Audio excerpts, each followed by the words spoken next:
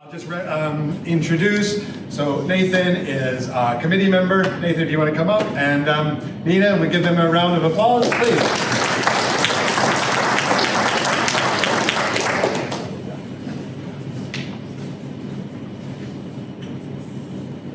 I'm quite privileged in a way that I'm sitting down this evening with Nina from the Floorbrite Group because of their sponsorship of Aspirational Mentoring, which is going to make a huge difference.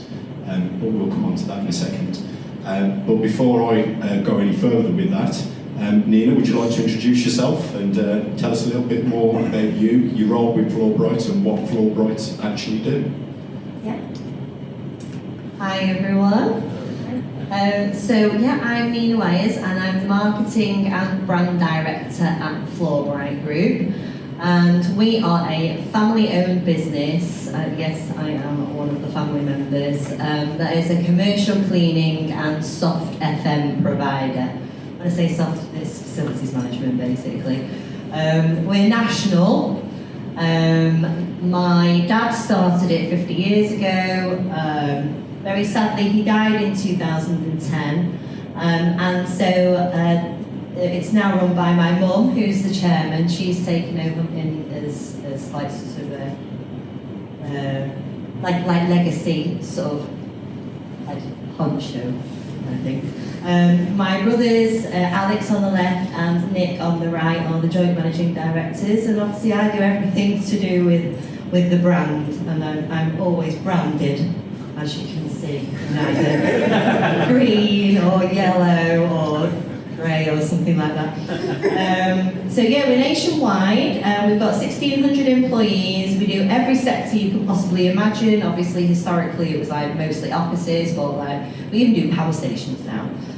Retail, distribution centres, factories, honestly, you name it, we can clean it. And then obviously we do all the extra services all the supporting facilities management, pest control, waste management, window cleaning, specialist cleaning, all sorts. They're all on a list over there on the banner. So just go and have a look if you fancy finding out what we do. So yes, that's us. Thanks, Nina. I must admit, when I did kind of do a bit of Googling on kind of Floorbrite and stuff, and I was quite surprised about how many people you do actually employ, because that's a significant number for a family-run business. So congratulations on that one in the first sense. But just can you tell us next, I suppose, a bit more about your involvement and how you got involved in BW3 and why you're still involved, I suppose. Yeah. So actually my first involvement with BW3 was years and years ago. It might have been 10 years ago when Mike Kane, who's the Labour MP for, what is it? Yeah, of course, yeah.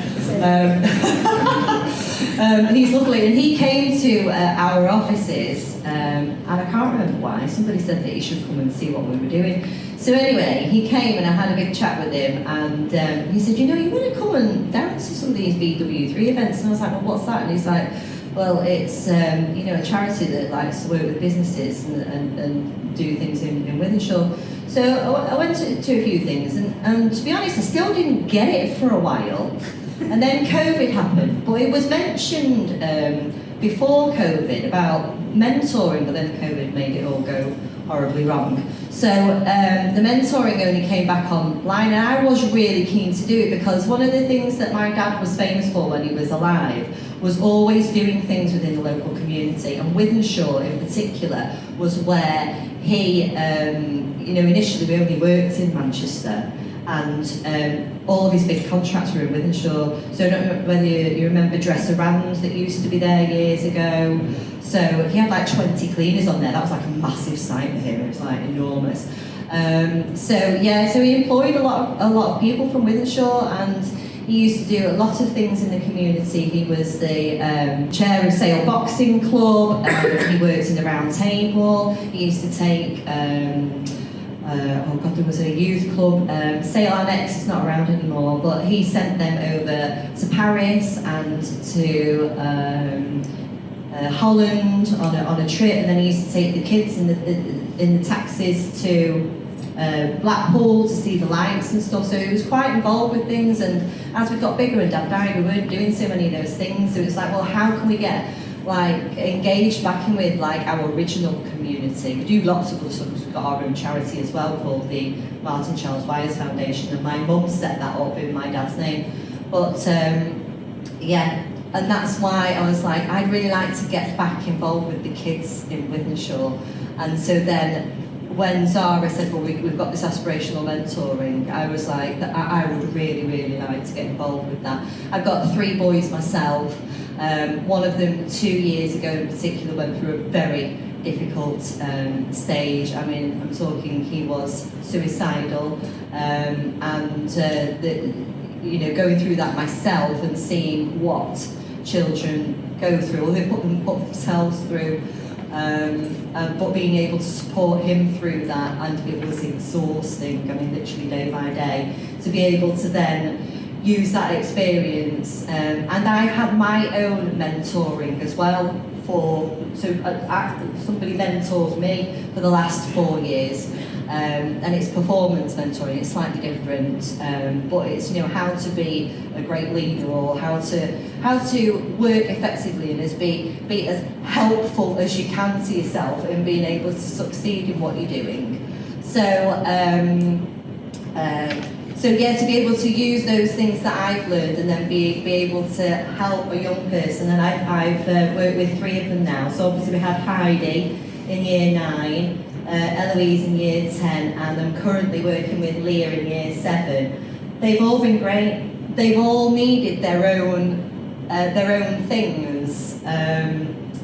You know, perhaps with the older ones, it might be more to do with mental health issues, again, because they're all getting to that age where, you know, relationships in school or relationships at home, or they're getting. You're probably going to ask me this, and I've just gone straight into it. You're making my life very easy. And then, I'm so sorry. Carry on. Your question in sequence. Yeah, you know, it's perhaps maybe more to do with mental health, whereas Leah is very different because she's year 7, she's only just started high school, so it's more about getting in the habits of what secondary school want, which is like, get there on time, you're going to have homework which you've got to do now, you know, everything's a little bit more, it's stepped up a notch, hasn't it, from primary school. And you ask them all, you know, well, what do you want to do when you grow up? What are your dreams? What are your aspirations? Which is why it's aspirational mentoring, because you really, really want to help these kids believe in themselves and believe that they are able to achieve their dreams, not think small. And then what you're going to do is you're going to break it down into little steps for them, because it just seems like a massive mountain that they've got to, you know, climb to be able to achieve what they want to achieve. But it's to break it down. So, okay, right, you want to be, like Leah wants to be an air hostess. So I said, right, well, to be an air hostess, then you're going to have to go to college, aren't you? And to go to college, you're going to have to get your GCSEs. And to do your GCSEs, you're going to have to actually do your maths homework, aren't you? Because she's really bad at doing the maths homework. So it's just breaking it down and saying, right, well, what are the obstacles to you doing your maths homework? What is it? Why is it that you're not doing that you're not engaging with that you're not enjoying that? And then trying to like remove those obstacles, or try to help them to see how it's going to be helpful to them to be able to make the time to do that. So the homework, for example, she wasn't doing any of her homework. I mean, she's still not doing the maths, but we're getting there. So like some of the other stuff, she's doing her English and she really didn't like that. But you know, we're getting there, and it was like, well, you know, when can you choose? Because I'm not going to tell you what to do, Leah. You have to be involved in it. So when are you going to choose the time that is going to be best for you to do your homework? And anyway, she chose a Sunday afternoon, and she is doing it on a Sunday afternoon. So I think it's extremely worthwhile. And you know, with the older girls, theirs was very different. But again, just invaluable. I've got so much out of it. They've got so much out of it, and I would really, really encourage everybody. It's once a week. With the old girls, it was an 8-week program on a Friday for an hour. And with Leah, because she's year 7, it's actually half an hour. So the program's gone on a little bit longer, but it's just half an hour so that they don't get, a bit overwhelmed. But yeah, I'll pass it back to you now. Thanks, Nina. It's brilliant just to listen to you, in all honesty, because you're highlighting some of the key things that we, as a charity, as a committee, try and demonstrate at each of these gateway events. So in other words, highlighting kind of like what impacts the initiatives that we run and have, and also the difference that you make to a young person within Wythenshawe.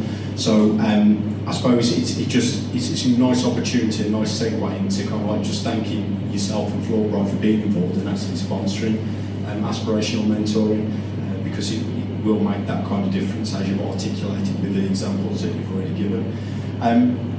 In terms of that though, I suppose, and you've covered a lot of areas there, one of the, I suppose, things that when I saw these slides that you sent across is the feedback from the young people.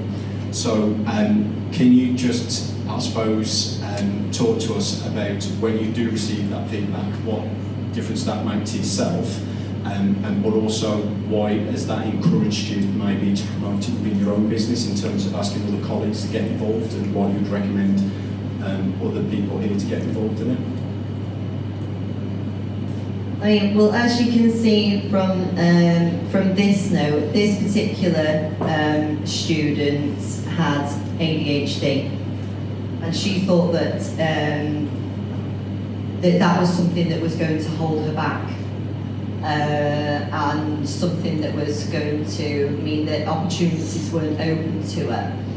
And it's about like reframing that for her and making her understand that like anything is possible. And actually, I said, have you ever watched any TED Talks? Of course, like no.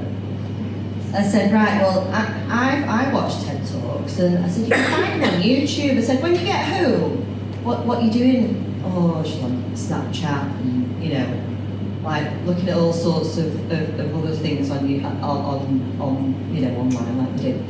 And I said, well, rather than wasting the hours away, why don't you watch some really, really interesting videos that are going to help you on YouTube, and watch some TED Talks? Because I said, I tell you what, there's some people on there that talk about ADHD as being a superpower. And anyway, I told her to do that, and the following week she came in and she said, I watched that talk on ADHD being a superpower. She said, and it was amazing.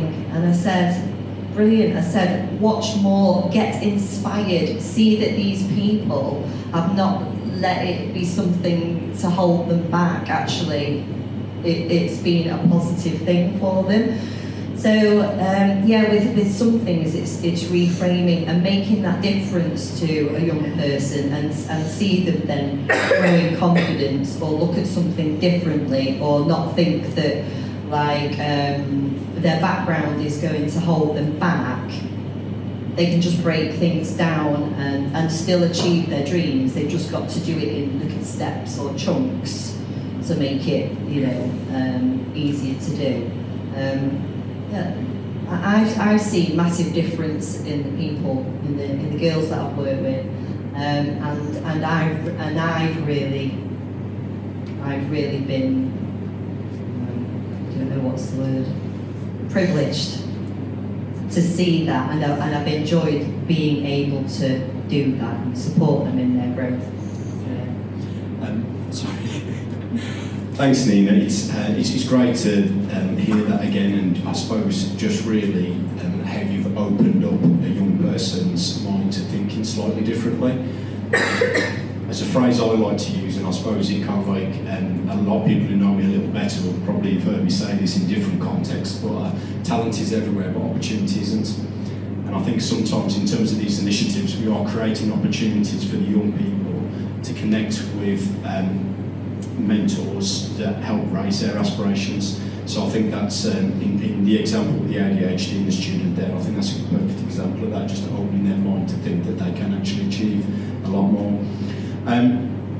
Well, really, considering the kind of like you went off and did my job for me there, Nina, I haven't got too many more questions. I suppose it's just to say thank you, and I would strongly recommend anyone to get involved in aspirational mentoring. John mentioned it earlier, and there was another speaker we've had at BW3 events in the past called Neil McElroy, and he used to be the chief exec of CLES, which is a Manchester charity, I think. Covers national though, and he always describes businesses as business citizens. In other words, you're part of the community, you need to take ownership of that community, and I think aspirational mentoring is a perfect way that people can do that. So thank you, Nina. I'll stay. Yeah, sorry, go ahead, I should have said that. Does anyone have any questions? You've done a good job, Nathan, you've done a very good job. You guys have sponsored, so you're doing the mentoring, and Floorbrite is sponsoring that mentoring. Have you found the people in your organization, is there an uptake in people within your organization that are also doing some mentoring or volunteering? Have you found there's been a connection between you guys getting involved in internal? On the mentoring side, not currently, although I am wanting to encourage more of them to get involved. I have, however, been discussing with them about all of the other opportunities. I think at the moment we're going through obviously a big growth period. Everybody's extremely busy online. Is getting involved with the other opportunities, and they've loved listening to some of those. So the maths. So our accounts team, just to send in 2 or 3 of them for a one-off session with the kids, I think they'd absolutely love that, because there are lots of different opportunities that you can get involved with. Obviously the mentoring is a commitment, it's in 8-week blocks, it's for an hour a week, but some of these other commitments you can get involved with, it might be a morning twice a year doing maths in a school with a couple of you. Or then for the reading, it's reading a story for an hour, like for the World Book Day. Or for the reading mentoring is also perhaps a commitment as well, once or twice a week. But there's something to fit everybody. If you can only do an opportunity, or if your business is allowing, like they do the charity days, so you're allowed to have like 1 or 2 charity days a year. And they release like their staff to do things. If they can get involved with like one of these things for like a 1 day in a year thing, or a 2 day in a year thing, then just say, I've got this time, what box will that fit in?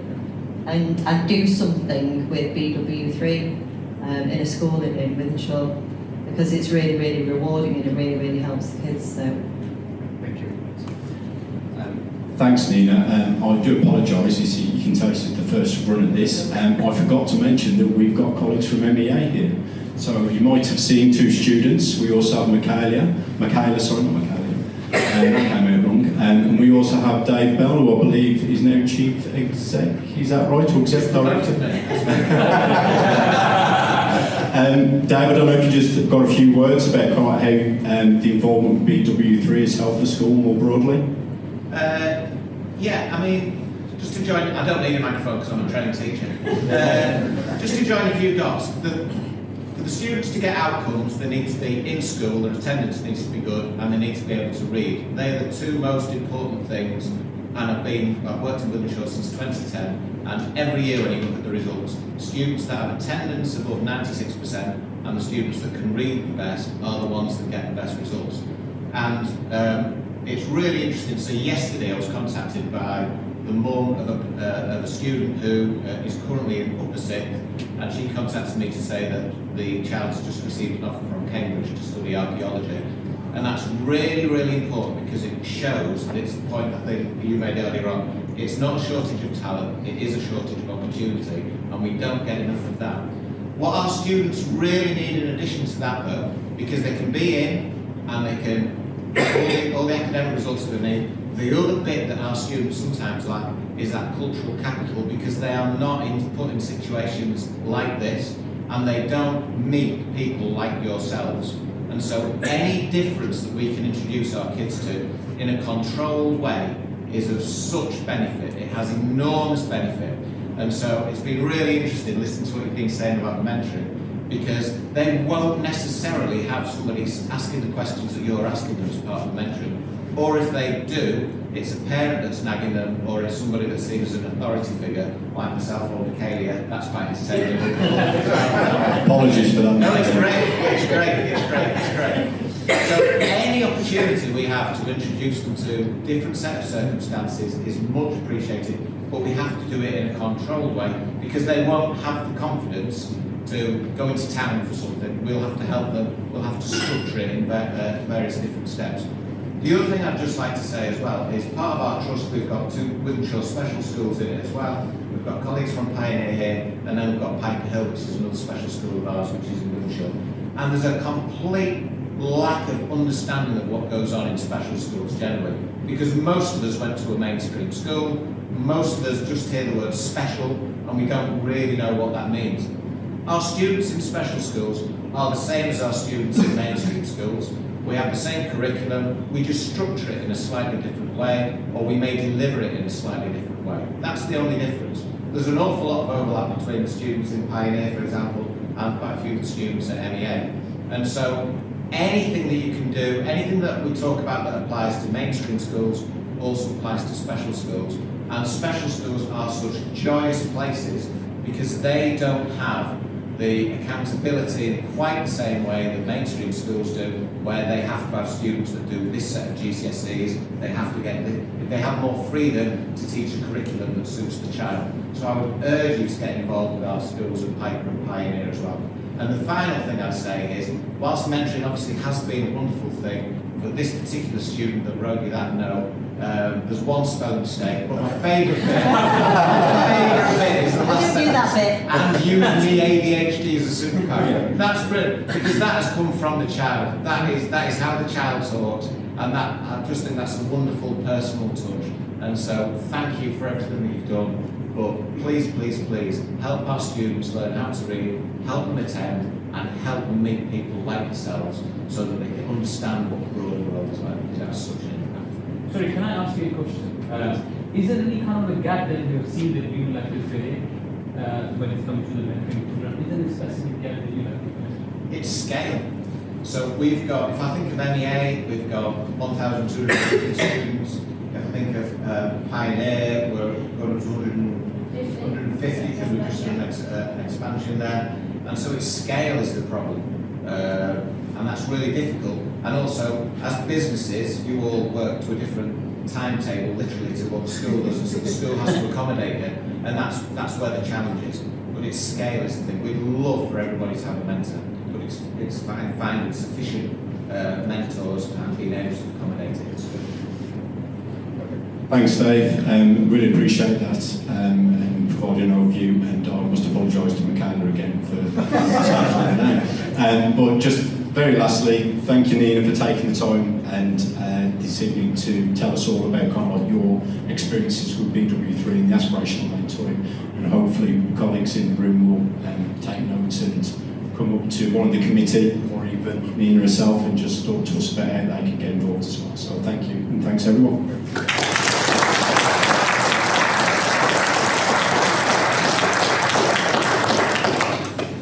Okay.